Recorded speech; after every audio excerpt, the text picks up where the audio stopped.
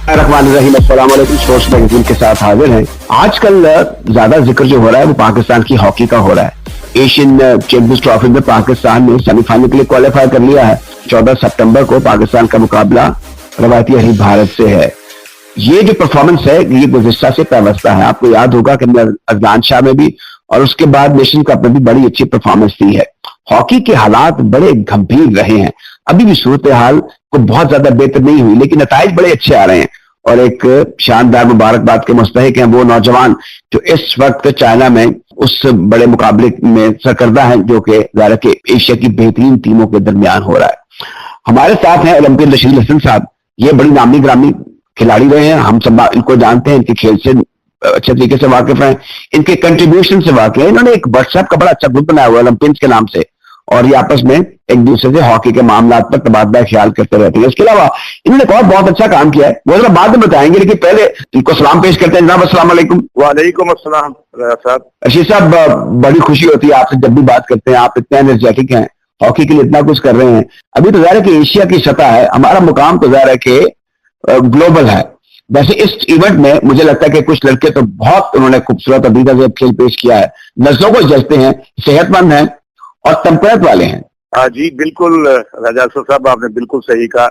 बच्चों में कुछ दमखम नजर आ रहा है काफी अर्सा के बाद, और एशिया लेवल के ऊपर जो हमारी टीम की परफॉर्मेंस है वो बहुत अच्छी है, लेकिन अभी भी अपना जो है इसमें इम्प्रूवमेंट की जरूरत है, खास तौर पर हमारी डिफेंस में।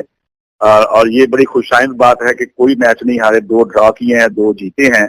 अगला मैच जो है वो इंडिया के साथ है, लेकिन उससे कोई फर्क नहीं पड़ेगा क्योंकि 6 में से 4 टीमें सेमीफाइनल में आनी है और पाकिस्तान ऑलरेडी क्वालिफाई कर चुका है। लेकिन इससे जो आखिरी मैच इंडिया के साथ है उसका डेफिनेटली जो अगर जीतते हैं तो फिर मोरल बच्चों का और हाई होगा, तो फिर मुझे उम्मीद है कि और भी बेहतर खेल पेश करेंगे और फाइनल में पहुंचेंगे। और फाइनल में इस जीत की वजह से ये जो मैच जिससे रिजल्ट के ऊपर कोई फर्क नहीं पड़ना, तो उससे कम अज कम बच्चों में नया जज्बा और जोश जज्बा आ जाएगा, मोरल हाई हो जाएगा और पाकिस्तान की टीम बेहतर खेल सकती है और जीत भी सकती है। और इसको जीतना भी चाहिए, इसलिए कि सबसे ज्यादा मेच्योर टीम इस वक्त पाकिस्तान की है। बाकी जितनी भी टीमें हैं उसमें नए यंगस्टर बच्चे आए हैं, लेकिन हमारी टीम जो है पिछले 2 साल से वही टीम खेल रही है जो आज खेल रही है। जो पाकिस्तान हॉकी फेडरेशन है वो भी ज़ाहिर है कि फूक फूक के कदम रखेगी। अगर हार गए तो पहले इतनी नुक्ताचीनी है, इतना प्रेशर है, हेड कोच को 3-4 दिन पहले उसकी तैनाती हुई, तो ये फिजा कब तक ठीक होगी, कब हमारा कितना दुरुस्त होगा? बस यही अपना जो इश्यूज है इसमें डेफिनेटली बच्चों को असर भी पड़ता है इन बयान से। तो फिर बात हर एक के पास घूम कर जाती है ना, थोड़ी कंसंट्रेशन भी हट जाती है इस चीज से कि ये कौन सा इशू अब उठ गया है। इसको हर हाल में सेटल्ड होना चाहिए, एक सिस्टम होना चाहिए, उसमें कोई पाकिस्तानी कोच हो या कोई बाहर का कोच हो तो उसको अपना उसी तरीके से ट्रीट करना चाहिए जैसा बाहर के का कोच। अभी यूं देखें कि उस्मान शेख है, पिछले 1-1.5 महीने से टीम के बच्चों के साथ लगा हुआ है, उनको ट्रेनिंग करवा रहा है, मेहनत करवा रहा है और फिजिकल फिटनेस बहुत अच्छी है। मैंने बड़े अच्छे के बाद देखा है कि बच्चे जो है वो अपनी डी से अपने डी तक पहुंचे हैं, गोल लाइन तक पहुंचे। ये बहुत ही खुशाइन बात है।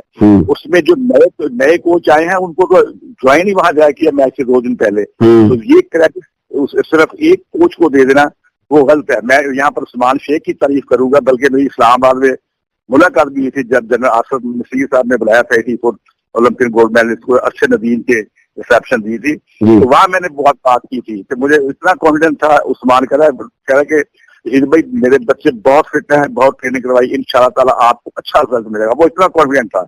अब उसकी ये परफॉर्मेंस पीछे दब गई है कि वो कोच आ गया, उसने क्या किया हुआ टीम के साथ।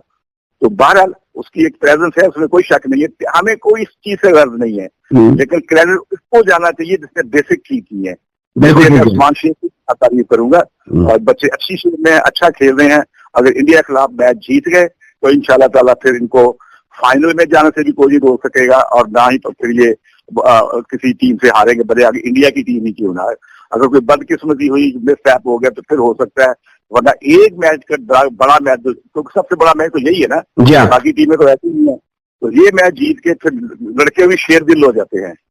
जी साहब, एक मुझे बात बताइए, आपका बिलवास्ता तौर पर हॉकी फेडरेशन से ताल्लुक रहता है, ये टिकटों के बारे में फिर लेनी शुरू हो जाती है कि उधार ले ली, या किसी क्रिकेटर ने अपनी ट्रेवल एजेंसी के जरिए दे दी, या फिर ये जो हमारे बड़े मोहतरम है राना मुजाहिद साहब, ये प्रेस कॉन्फ्रेंस करते हैं और कहते हैं कि 3 लड़कियों ने फलां मुल्क में पोलैंड में सियासी पनाह की दरखास्त दे दी है।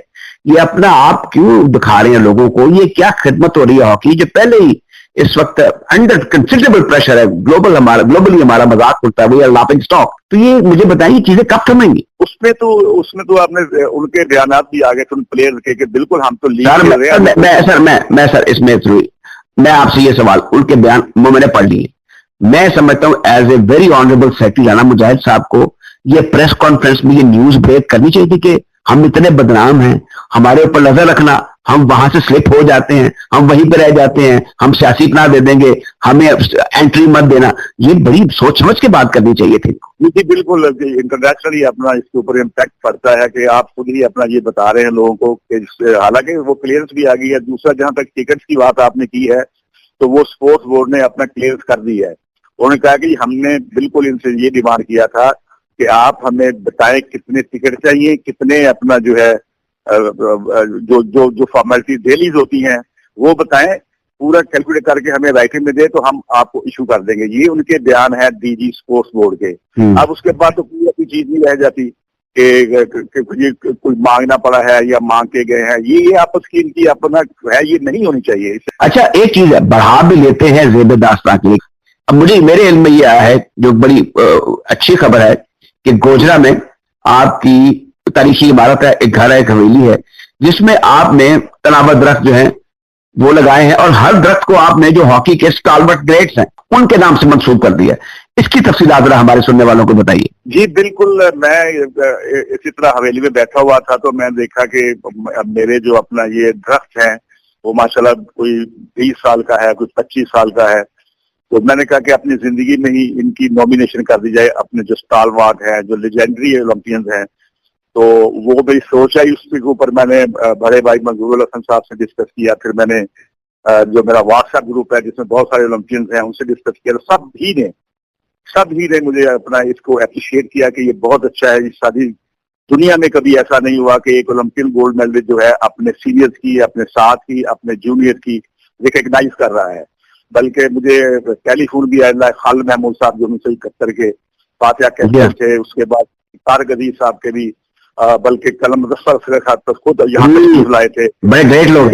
सारी नॉमिनेशन होगी है, बाकायदा प्लेट उन पे लगाई गई है। उसके बाद उसकी रजिस्टर में एंट्री की गई है, कौन सा दरख्त मंजूर जुली के नाम पे है, कौन सा दरख्त कलम मुज़फ्फर के नाम पे है, कौन सा दरख्त शहनाज शेख के नाम पे है, कौन सा दरख्त नसीर बुंदा साहब के नाम पे है। बहुत सारे नाम है, अब्दुल हमीद मोदी साहब के नाम पे है, डॉक्टर तारिक अजीज साहब के नाम पे है। तो इस तरह सारे हसन सरदार के नाम पे है। तो सब जो बड़े बड़े स्टालवार्ट हैं, तकरीबन कोई समझ के 35 है जो हमने सिलेक्ट किए हैं। हमारी एक जो एग्जीक्यूटिव कमेटी है वो जो हमारा ओलंपिक फोरम है उसमें डिस्कस करने के बाद तो हमने ये नॉमिनेशन किया। तो एक बहुत ही पुरवकार अपना जो फंक्शन हुआ था, और लीडिंग जो न्यूज़पेपर है, इंग्लिश हो उर्दू हो, सब ने इसको कवर किया, और सीनियर जर्नलिस्ट भी यहाँ आए, और फिर उसके बाद जो लीडिंग चैनल हैं उसके ऊपर भी इसकी खबर चली। फिर दुनिया भर से मुझे अपना मैसेजेस आए, उन्होंने बहुत अप्रिशिएट किया ओलंपियंस ने भी। ये बड़ा अजीम काम आपने किया है।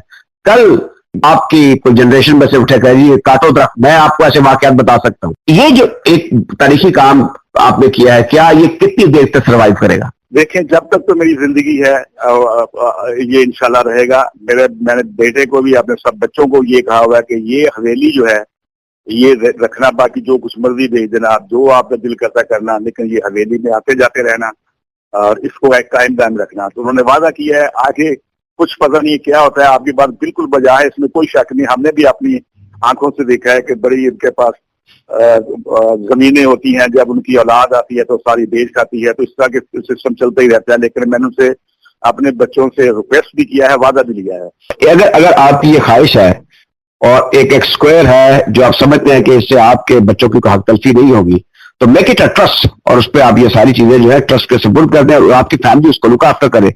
That is what you can live for ever. And all those जो इसमें जिसके नामों के साथ आपने मंसूब किया है, they are the great people, they will live for ever. आखिर में आपने लोगों को गरमाने वाली बात की। हम दुआ करते हैं कि जो ये काम आपने किया है ये यूं ही चलता रहे और आप इस काम की खुद निगरानी करते रहे। बहुत बहुत शुक्रिया। असद साहब, बहुत अच्छा आपने मुझसे जो सवाल किए हैं और बहुत खूबसूरत किए हैं। इंशाल्लाह ताला आइंदा भी आपसे बात होती रहेगी। आपका बहुत बहुत शुक्रिया। You are always welcome. ये थे ओलंपियन रशीदुल हसन। सामीन कराम, क्रिकेट में सरगर्मी जो है नुक्ता रूज पर है। चैंपियंस वनडे का फैसलाबाद भी शुरू हो चुका है। इस इवेंट के हवाले से और दीगर क्रिकेट के जो एक्टिविटीज है उसके बारे में बात करते हैं अजहर खान साहब से, साबिक टेस्ट क्रिकेटर और सिलेक्टर हैं। जनाब अस्सलाम वालेकुम। जी वालेकुम अस्सलाम। खान साहब, मोहसिन रफी साहब वहां पहुंचे, चेयरमैन क्रिकेट बोर्ड, पर चीफ सेक्रेटरी आए, डॉक्टर जमान भी थे, आईजी पंजाब भी थे, डॉक्टर उस्मान अनवर, बिसाइड पूरी हयाती थी, RPO, CPO, DCO Faisalabad, governing board के लोग भी मौजूद थे। तो काफी अहमियत दी गई है इस इवेंट को। देखिए जी, ये एक ऐसा इवेंट है जो कि according to the chairman PCB के ये एक बहुत हाई प्रोफाइल टूर्नामेंट होगा। और ये बल्कि 2014 का जो कॉन्स्टिट्यूशन है इसमें इसको वो बाकायदा एक इसमें दाखिल करेंगे और इसकी अहमियत बड़ी ज्यादा है। और बहुत ज्यादा इस पर चेयरमैन साहब के जो है इंडिकेशन ये आ रही है कि इसको बहुत ही ज्यादा हाई प्रोफाइल टूर्नामेंट बनाकर पेश किया जाएगा, ताकि ये आने वाले वक्तों में ये पाकिस्तान की डोमेस्टिक क्रिकेट का एक बहुत ही हाई प्रोफाइल टूर्नामेंट बन जाए। आपका कहने का मतलब ये है कि क्योंकि ये 50 ओवर्स का है तो इससे शायद वो कुशन मिल जाएगा टेस्ट क्रिकेट को भी। लेकिन मेरे ख्याल में टेस्ट क्रिकेट के लिए जो बड़ी क्रिकेट है वो तो 4 डे क्रिकेट है। आप क्या समझते हैं कि जिस तरह ये टेस्ट को एहतशाम हुआ है वैसे ही 4 डे का भी ऐसे होना चाहिए जो चैंपियंस कप होगा? मुझे तो समझ नहीं आती कि ये जो वनडे टूर्नामेंट है आप इसको किस तरह अमेलगमेट करेंगे 4 डे के साथ। ये हो नहीं सकता। 2 वाइट बॉल है, 2 वाइट बॉल जो है वो 25-25 ओवर होने हैं अपने दोनों तरीकों के साथ। फिर आपके 10 ओवर का मैंडेटरी है। उसके बाद फिर आप सबके बॉल है वो सॉफ्ट नहीं होगा, ज्यादा पुराना भी नहीं होगा। आई थिंक कुछ आफ्टर ऑलमोस्ट 15 to 20 ओवर्स के बाद फिर थोड़ा सा गेम रिवर्स होना शुरू हो जाए। But are you getting yourself prepared for test? Not at all. इसलिए कि मैं ये बिलीव नहीं करता कि वाइट बॉल जो है ना उसकी जो रिचुअल्स हैं वो डिफरेंट है from red ball. Red ball में आपको 90 ओवर्स का प्ले करना पड़ता है एक दिन में, और 80 ओवर्स के बाद आप नया गेम दे सकते हैं। अगर उसमें आपको सेशन टू सेशन परफॉर्म करना पड़ता है। अगर आप नहीं परफॉर्म करते then you are not in a position to win a test match against any opposition. तो अगर आप इसको ये कंपैरिजन करें कि तैयारी जो है वो वनडे क्रिकेट की हो रही है या आप चैंपियंस ट्रॉफी के लिए तैयारी कर रहे हैं, इंग्लैंड के लिए कर रहे हैं, तो अगर ये इसका जवाब देना बड़ा मुश्किल होगा। इसलिए कि अगर आप रेड बॉल खेल रहे हैं तो वो तो रेड बॉल की प्रिपरेशन नहीं है, और अगर आप टेस्ट मैचेस की तैयारी कर रहे हैं तो फिर तो रेड बॉल के साथ खेलना पड़ेगा। या ये मुमकिन नहीं था कि इसी वनडे को आप 4 दिन में अमेलगमेट कर देते। अभी बांग्लादेश में जो हमें शिकस्त हुई है उसकी वजह क्या थी कि हमारा जो फर्स्ट क्लास का टूर्नामेंट था हमने उसके बारे में सोचा नहीं, और बगैर प्रिपरेशन की हमने वो टेस्ट मैच खेल दिया। जब आपकी जो इंडिकेशन है वो ये है कि आपकी जो माइंडसेट है, आपके जो स्किल्स हैं वो टेस्ट मैचेस के लिए तैयार नहीं है। वो आपने पूरा उसका प्रूफ दे दिया, वाइट वॉश करके चले गए। अब कहेंगे कि हम इंग्लैंड के साथ 3 टेस्ट मैच की तैयारी इस वनडे के लिए कर रहे हैं, तो as a cricketer it takes a lot of unscrupulous thing you करते से इम्पोर्टेंट नहीं है। ये चीज मैं बिलीव नहीं कर सकता। कल मैंने कुछ देर के लिए मैच देखा, टेक्निक वही थी जो T20 की है, to line of the middle and leg और try to avoid big hits, जो कि ऑलरेडी सेट माइंड होता है बैटर का, to hit out on the on side.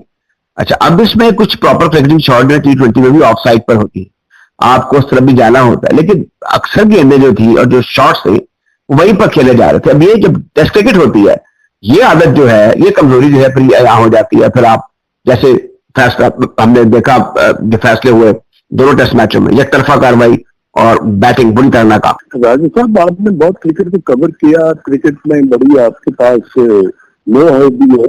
मुझे ये बताएं कि जब आप टेस्ट मैच खेलते हैं तो you are not worried about consuming the time और कंज्यूमिंग द क्रीज।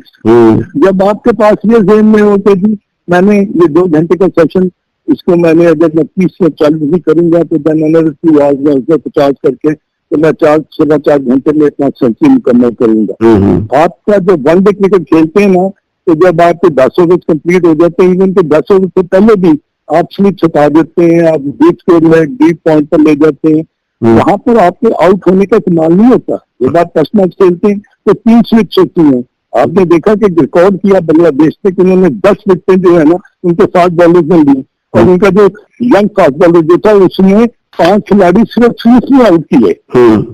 तो व्हाट डज इट इंडिकेट कि अगर आपकी आदत ही बल्ले को ओपन करने की हो गई और आप वनडे क्रिकेट की तरह उसको आप थर्ड मैन की तरफ या पॉइंट की तरफ आप खेलना शुरू कर देंगे, तो इसका मतलब है कि आपके पास जो क्रिकेटिंग स्किल्स होती है ना टेस्ट मैचेस की, उसका फुकदान हो जाएगा। You keep on making mistakes again and again because you are not ready for test match cricket. That is the difference between one day and test match. तो आई फील एक बैट्समैन को occupation of crease जो है ना राजा साहब, वो according to the test matches requirement वो करनी पड़ती है। अदर खान साहब, बड़े नाम हैं, मिसबाह, वकार, सरफराज, शोएब और सकलैन। आप समझते हैं कि ये ज़ाहिर है लड़के इनमें से ऐसे हैं जिन्होंने कोई क्रिकेट इनके साथ खेल ही नहीं हुई, तो एक जो सेंस है फॉर रिस्पेक्ट एंड ग्रेटिट्यूड, ये एक वहां बरकरार रहेगी और प्लेयर्स कुछ सीख सकेंगे इनसे। नहीं, मुझे ये बताएं, अगर इन पांचों का आप ओपिनियन लें तो भाई 3 टेस्ट मैचेस है, इंग्लैंड की टीम आ रही है, वो बड़ी तगड़ी टीम आ रही है, उनके पास तमाम रिसोर्सेज हैं, स्पिनर्स भी उनके पास हैं, तेज बॉलर भी हैं, ऑलराउंडर भी हैं, Ben Stokes is making his comeback again. तो मैं ये पूछना चाह रहा हूँ कि अगर ये पांचों ये कहेंगे नहीं जी ये वनडे क्रिकेट ठीक है, इससे ही हम टेस्ट मैचेस की प्रिपरेशन करेंगे, आप इनको अकेले से कभी बात करके देख लें। अगर ये इनका जवाब होगा ना तो मैं कहूँगा ठीक है जी, ये इन्होंने जितनी क्रिकेट खेली है, हमने तो कोई क्रिकेट नहीं ना खेली। अगर यही माइंडसेट इनका, यही ओपिनियन है कि हम इस क्रिकेट से टेस्ट मैचेस की प्रिपरेशन कर रहे हैं, तो there is something wrong somewhere. अच्छा जी, अब जरा आपका ज़ाहिर का नजर चारों तरफ होती है। जो मुल्तान पहुंच गई है जनूबी अफ्रीका की टीम जो है, पहले वो दुबई के रास्ते लाहौर पहुंची, फिर यहाँ से खसूसी फ्लाइट के जरिए ज़रा के वो मुल्तान पहुंची है। 3 T20 मैचेस खेले जाएंगे। हमारी खवातीन जो है वो बड़ी स्नेल पेस से तरक्की कर रही हैं। मैं बार बार जिक्र करता हूँ, फिजिकली काफी कमजोर दिखाई देती हैं और जल होकर खेलती हैं, लेकिन वही पुराने चेहरे हैं। हमने अभी तक इस शोबे में कोई बड़ी कामयाबियां हासिल नहीं की, या हम नहीं कह सकते कि हम उस लेवल के हैं जो जहां उस वक्त हमें होना चाहिए। देखिए राज साहब, ये प्रिपरेशन जो है ये पॉजिटिवली अगर आप देखें तो ये T20 वर्ल्ड कप जो यूएई में होना उसकी है, और ये अच्छा एक खुशाइन बात है कि साउथ अफ्रीका की टीम जो है वो पाकिस्तान आ रही है, और ये T20 की सीरीज जो है पाकिस्तान टीम खेलेगी। इससे पाकिस्तान टीम को भी ये महसूस होगा कि उनके कौन कौन से डिपार्टमेंट्स हैं जिस पर उनको ज्यादा वर्क करना है, ज्यादा उनकी फिटनेस लेवल जो है उसको इंक्रीज करना है। तो मे बी के it's a blessing in disguise, और हो सकता है ये इन मैचेस में ना हमारी बच्चियों को ये पता चल जाए कि where do we stand in the world cricket. But going to UAE and playing in a very stronger group, आपको पता पाकिस्तान का ग्रुप बहुत स्ट्रांग है, और पाकिस्तान की बच्चियों को ये मैच जीतने के लिए ना ये नहीं है कि आप जाएंगे पार्टिसिपेट करेंगे और हार के आ जाएंगे, ये सेट के नहीं, मेरा तो बड़ा काम था, मैंने तो अपना काम पूरा कर लिया, अब हार गए। When you go and participate in any international event, your main purpose and your motive is to win. अगर आप you keep on losing, then it's not going to give you the required result. बहुत शुक्रिया खान साहब। और ये जो फैसलाबाद में event हो रहा है, अब जैसे जैसे मैच आगे बढ़ेंगे इनके बारे में आपकी मजीद भी राय जानेंगे। आज के लिए इतना ही। जनाब अदर खान साहब, आपका बहुत बहुत शुक्रिया। थैंक यू वेरी मच साहब, आपका बहुत शुक्रिया। ये थे साबिक टेस्ट क्रिकेटर और सेलेक्टर जनाब अदर खान। साहबीन करम, लाहौर में क्रिकेट का सबसे अहम मरकज बाग जना या लाहौर जिमखाना क्रिकेट ग्राउंड। आपके अक्सर जो क्रिकेट को फॉलो करते हैं उनके में होगा कि ये कदीमी बाग जना का हिस्सा है, और 1948 में यहाँ पर पहला अनऑफिशियल गैर सरकारी टेस्ट मैच खेला गया वेस्ट इंडीज के खिलाफ पाकिस्तान की तरफ से, और फिर उसके बाद वेस्ट इंडीज और न्यूजीलैंड के खिलाफ भी पाकिस्तान ने यहाँ पर टेस्ट मैच खेले। 1959 में जो टेस्ट सेंटर है पाकिस्तान का वो गद्दाफी स्टेडियम लाहौर बन गया। अब जो बात आपको हम बताना चाह रहे हैं वो ये है कि यहाँ पर गुज़िश्ता इतवार यानी 8 सितंबर को एक बड़ी पुरस्को तकरीब हुई और वो थी तकसीम नवात के हवाले से और एजाज़ात देने के हवाले से सरगर्मी थी। ये समर कैंप था और मेहमान खसूसी पाकिस्तान के साबिक कप्तान शोरा आफाक बैट्समैन जनाब माजिद खान थे। इसके अलावा एक कहकशां थी, बड़े नामवर लोग थे। फिर मोहम्मद इलियास जो कि साबिक opening batsman, top order batsman रहे हैं, वो भी वहां मौजूद थे। पाकिस्तान के साबिक कप्तान अजहर अली वहां पर मौजूद थे। इस मौके पर लाहौर जिमखाना क्रिकेट क्लब के सदर और मुमताज मुआलिज डॉक्टर जवाद साजिद खान भी मौजूद थे। मुमताज क्रिकेट हिस्टोरियन, साबिक क्रिकेटर और लाहौर जिमखाना क्रिकेट म्यूजियम के बानी नजम लतीफ, जबकि जिमखाना क्रिकेट क्लब के मुंतजिम अरशद खान भी नुमाया शख्सियात में से एक थे। जो स्पोर्ट्स कन्वीनर हैं कासिम जमान खान लाहौर जिमखाना के, एलाशिया के प्रेसिडेंट ख्वाजा नदीम अहमद और इजाज चौधरी सीनियर जर्नलिस्ट हैं, वो भी वहां पर मौजूद थे। लाहौर जिमखाना क्रिकेट ग्राउंड में होने वाली इस शानदार तकरीब में बरतानिया में मुकीम लाहौर के साबिक क्रिकेटर जनाब अरसलान मिर्जा की आमद भी काबिल जिक्र है। तो माजिद खान साहब ने बहुत अच्छी स्पीच की। इसका अहवाल हम जानेंगे लाहौर जिमखाना क्रिकेट क्लब के बड़े अहम और सरकर्दा ओहदेदार हैं जनाब इमरान बुच्चा साहब से। इमरान बुच्चा साहब के बारे में जो रेडियो के सामने खास हमारा प्रोग्राम सुन रहे होंगे वो जानते हैं कि ये छोटे भाई हैं हमारे और आपके मारूफ और हद्दिल अजीज कॉम्पेयर भी और फिर कमेंटेटर भी, लीडिंग कमेंटेटर भी तारिक बुच्चा साहब के। और ये जो हमारे रेडियो पाकिस्तान के कॉरिडोर्स हैं, मैं इनको देखता था, ये किसी जमाने में सुबह के वक्त आके एक प्रोग्राम भी किया करते थे। फिर इनके वालिद का ताल्लुक भी रेडियो से बहुत रहा, लाहौर रेडियो से, खुदावक बुच्चा साहब तो बड़े नामी ग्रामी है। खुद भी इमरान बुच्चा साहब इनसे पूछते हैं, जनाब अस्सलाम वालेकुम। अस्सलाम वालेकुम राजा साहब, कैसे हैं आप? खैरियत से? अल्लाह का शुक्र है। आप तो खुद फर्स्ट क्लास क्रिकेटर हैं, ये बताएं ये बच्चों को जो तरगीब दी और जो सिलसिला शुरू हुआ साल के हिस्से में, ये कितनी ब्रिलियंट सक्सेस है और कोई गौहरे नायाब हासिल हुआ? राय साहब, ये एक्चुअली समर कैंप तो हम लगा रहे हैं 30-35 साल से जिमखाना में, लेकिन इस बार हमारी ख्वाहिश थी कि कुछ इस किस्म का किया जाए कि जिस तरह से पिकनिक की मुहिम रहे है, बच्चों को सीरियसली कुछ ट्रेन किया जाए और कोशिश की जाए कि उनमें से कुछ निकाला जाए। वो इन बच्चों को तो fun and games and sports और मैचेस की तरफ रखा गया ताकि उनका इंटरेस्ट बरकरार रहे। और इस गर्मी में उन्होंने खूब एंजॉय, मैं आपको ये बता सकता हूँ। आमतौर पर ये होता है कि जिमखाना के जो बच्चे हैं वो कमजोर है, वो गर्मी से भागते हैं, मगर ये बच्चे ने खूब एंजॉय किया, बल्कि यहाँ तक कि हमें उनको कहना पड़ा कि भाई आप टोपी पहन के करें, बगैर कैप के you will not be allowed. अब कुछ सिलसिला थम गया है। जब मैं सेलेक्टर था लाहौर का तो एक बच्चा, उसका ताल्लुक था किंग कॉलेज से, वो ट्रायल देने के लिए अंडर 19 के आए थे। बल्कि मुझे इनकी हाजिरी जो टॉप की क्रिकेट है जिसमें अब अंडर 19 भी शामिल करने जरा कम हो चुकी है, जो कंट्रीब्यूशन रही है लाहौर जिमखाना की। जी जी बिल्कुल, इससे क्योंकि देखिए ख्वाजा नदीम ने हमें बहुत सपोर्ट किया और क्योंकि पीसीबी के कोचेज से वहां पे आए हुए हैं, तो उनकी वजह से बच्चों का इंटरेस्ट बहुत ज्यादा था। उन्होंने बड़ी सीरियसली काम किया फील्डिंग पे, फिटनेस पे, टेक्निकल एस्पेक्ट्स पे, और मुझे काफी बच्चे उनमें से नजर आए जो कि अगर मेहनत करते रहे तो मुझे उम्मीद है कि इसी साल में अंडर 15 में तो मैं उम्मीद रखता हूँ कि कम से कम एक लड़का जरूर खेलेगा। अंडर 19 की भी मुझे बहुत उम्मीद है, अंडर 17 का भी मुझे उम्मीद है। तो मुझे उम्मीद है 3-4 लड़के खेल जाए अगर पहले ही सीजन में इस चीज से, तो ये काफी इनकरेजिंग साइंस है। मुझे बड़ा अच्छा लगा कि जो साबिक first class cricketer Arshad Khan, हमने इनको खेलते हुए भी देखा है, बड़े अच्छे फास्ट बॉलर थे ये। वो आगे हैं, चाह रहे हैं कि सरगर्मी राउंड द ईयर रहे, होनी चाहिए सर्दियों में भी और जब सर्दियां नहीं होती तब भी। इसी तरह से आपसे पूछ लेते हैं कि माजिद खान साहब का जो खिताब था, उन्होंने बड़ी अच्छी बातें की। एक बात की कि बच्चों को हदायत की, एक तो आपका तारीख का पढ़ना बड़ा जरूरी है, दूसरा वालिदैन को देखते हुए उन्होंने उनको तंबीह भी की और मशवरा भी दिया बच्चों के कैरियर के हवाले से। तो ये मुझे जो उस सारी सरगर्मी का सबसे अच्छा हिस्सा लगा वो माजिद खान साहब का खिताब था।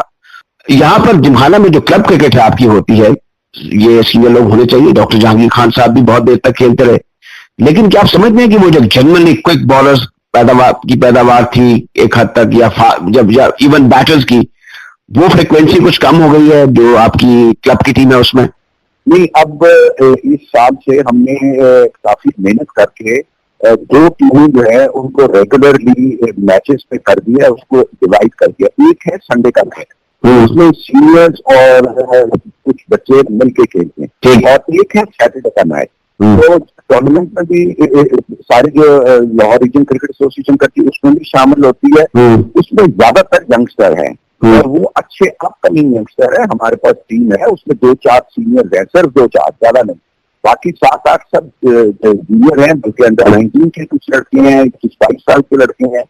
और ये भी आपको मैं बताता चलूं कि इस साल जो पीसीबी ने टूर्नामेंट कराया है उसमें ईस्ट जोन में हम टॉप 7 टीम्स में आ गए। Out of the 48 teams that were playing हम टॉप 7 में आए, हम क्वार्टर फाइनल हारे हैं।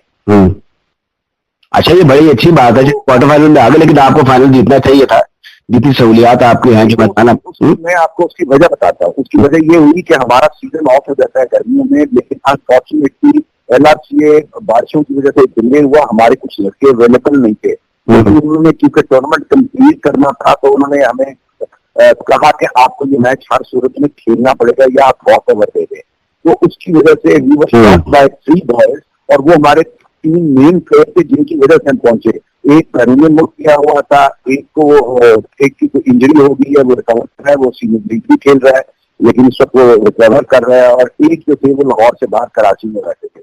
ये सारा कुछ आपने देख रहे हैं, अब आप ज्यादा करीब हो गए हैं, जो जिमखाना में एक्टिविटी होती है, हम तवक्को कर सकते हैं कि यहाँ से सोशली, फाइनेंशियली, स्पिरिचुअली तगड़े क्रिकेटर जो हैं वो उभर कर कौमी फक पर आएंगे। इशू ये है कि लड़के यहाँ पे हमारे पास बहुत अच्छे होते हैं, बल्कि एक मैं सेलेक्टर भी लाहौर था, मैंने बहुत बच्चों में पोटेंशियल अंडर 15, अंडर 17, अंडर 19 देखा। प्रॉब्लम जो इन बच्चों का होता है जो पढ़े लिखे घरों से आ रहे होते हैं, यहाँ पे O लेवल और A लेवल के जब एग्जाम शुरू होते हैं ना जी, वहां पे जाके इनमें से कई बच्चे गायब हो जाते हैं, या उनके पेरेंट्स उनको विड्रॉ कर लेते हैं, पढ़ाई कर लें। वो उसकी वजह से ना एक सेटबैक हो जाता है। और वहां तक आप अगर देख लें ना, लाहौर की अगर अंडर 16 की या अंडर 17 की, अंडर 14 की टीमें देखें तो आप देखें तो सारे स्कूल और कॉलेजेस के बच्चे हैं, और आप कहेंगे कि ये किधर जाते हैं, और बहुत अच्छे खेलते हैं।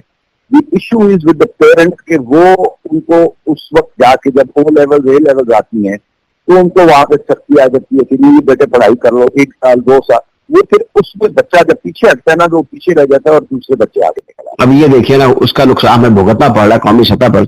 अजीबोगरीब किस्म का टैलेंट जो है, अजीबोगरीब टैलेंट थोड़ी, टैलेंट तो बहुत ऊंचे लेवल का है, लेकिन गुफ्तार में और किसी हद तक आप कह रहे किरदार में उनमें काफी कमजोरियां हैं। ये कि तरबियत याफ्ता पढ़े लिखे बड़े शहरों के बच्चे भी उतने ही सामने आए जितने मुहस्सिन इलाकों के आ रहे हैं। अल्लाह करे कि जो कोशिश आप कर रहे हैं उसमें हमें कामयाबी हासिल हो और हम अच्छे पढ़े लिखे क्रिकेटर भी अपने सामने देख सके पाकिस्तान की सतह पर। जनाब इमरान बुच्चा साहब, आपका बहुत बहुत शुक्रिया। थैंक यू वेरी मच, आपका बहुत बहुत शुक्रिया सर। ये थे साबिक फर्स्ट क्लास क्रिकेटर जनाब इमरान बुच्चा। इसके साथ ही हमारे आज के प्रोग्राम स्पोर्ट्स मैगजीन का खत्म होता है। मेजबान राजा सऊदी खान को इजाजत दीजिए। प्रोग्राम के प्रोड्यूसर थे शाहरुख फखर, जबकि मुख्तमिल आला थे डॉक्टर अहमद सुहेल बसरा।